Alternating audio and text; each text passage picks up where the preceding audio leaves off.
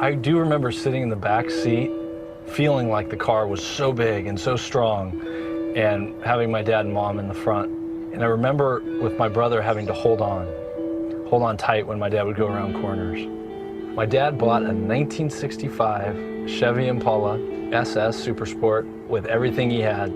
I think he cherished the car, not just because he was the first owner and he drove it off the lot, but it was more than a car to him. It really was his baby. He had the car for 20 years, until the mid-'80s. My parents had to sell the car because times were tough and they had to make ends meet. It was not easy for my dad to let the car go. A few years ago, it just kind of dawned on me that if I could somehow, miraculously, find the car, that it would be worth the search. Does the car still even exist? Is it in a junkyard somewhere? But when I put in the VIN number and paid for the online search, it actually told me what address it had been registered in a different state. We heard nothing back from the owner. No response. We sent 2 letters with no response. After Arizona, it went to Pennsylvania. It was in New York. I was 2 steps behind the car on each of my searches. The possibility of finding the car was renewed when the owner in Maine got back to us. But then he said, "You just missed the car." A group of Canadians came down, loaded it on a flatbed, and drove it to Canada. At that moment, I figured the car was gone forever. 1965 Chevy Impala. I told my wife, my brother and I decided that we're going to pay the private investigator. She gave me a look, basically, "You guys are crazy." And she said, "Why don't you just do one more of your general online searches?" And it was about 11 o'clock at night, and I sat down and I typed in the words, and the first hit said 1965 Chevy Impala SS 396 for sale, Montreal, Quebec. My heart dropped.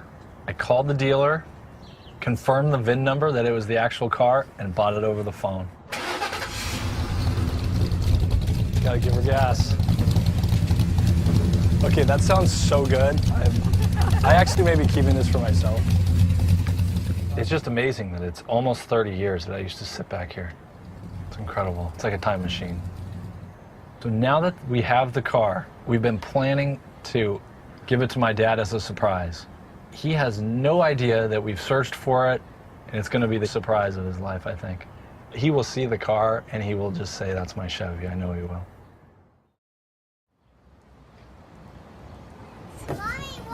I'm watching. Go Oh, I will. All right, good job. Whoa. All right, Kate, can you do that?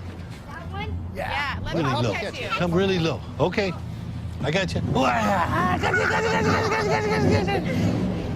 Oh, no. What the hell? Dear God. That's my old Chevy. We got it, Pop. You're kidding me. Yeah. Here, come on. Really? No. Yeah. I think he got that.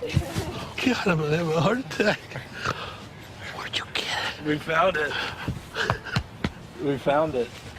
I can't talk. I know. It's okay. It took 5 years. That Really? Dear me.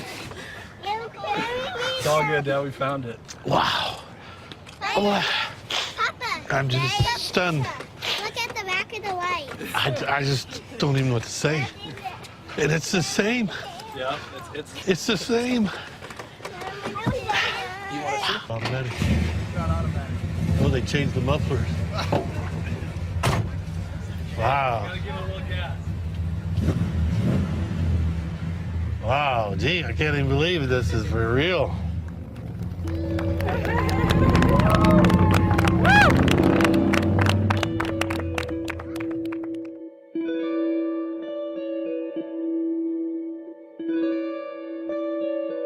It's not just a car. It's all the memories and the feelings. It brings all that back.